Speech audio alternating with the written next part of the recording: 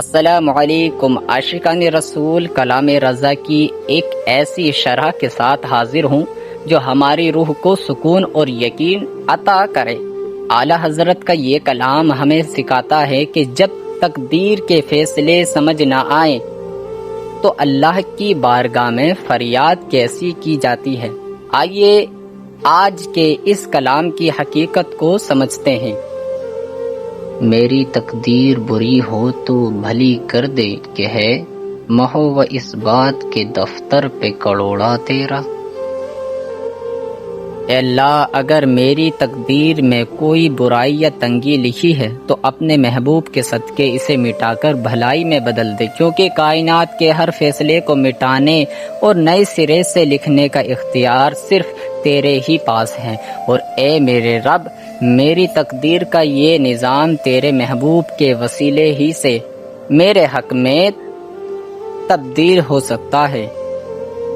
قل یا عبادی الذین اسرفوا علی انفسہم لا تقنطوا من رحمت اللہ ان اللہ یغفر الذنوب جمیعا انہ هو الغفور الرحیم۔ اے حبیب صلی اللہ علیہ وسلم، آپ فرما دیں، اے میرے وہ بندو جنہوں نے اپنی جانوں پر زیادتی کی ہے، اللہ کی رحمت سے مایوس نہ ہو، بے شک اللہ سارے گناہ بخش دیتا ہے، بے شک وہی بہت بخشنے والا نہایت رحم والا ہے۔ حضرت ثوبان رضی اللہ عنہ سے روایت ہے کہ رسول اللہ صلی اللہ علیہ وسلم نے فرمایا، تقدیر کو صرف دعا ہی ٹال سکتی ہے۔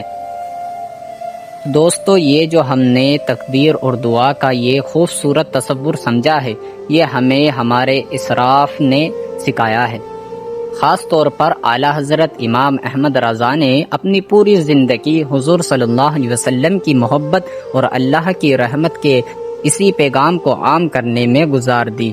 آپ کا کلام صرف شاعری نہیں بلکہ قرآن و حدیث کا نچوڑ ہے، جو ہمیں سکھاتا ہے کہ مایوسی کفر ہے اور اللہ کی بارگاہ میں دعا ہی کامیابی کی کنجی ہے۔ آئیے ہم بھی ان کی دکھائی ہوئی راہ پر چلتے ہوئے اپنے رب سے اپنی تقدیر سنوارنے کی التجا کرتے ہیں۔ مدینہ مدینہ۔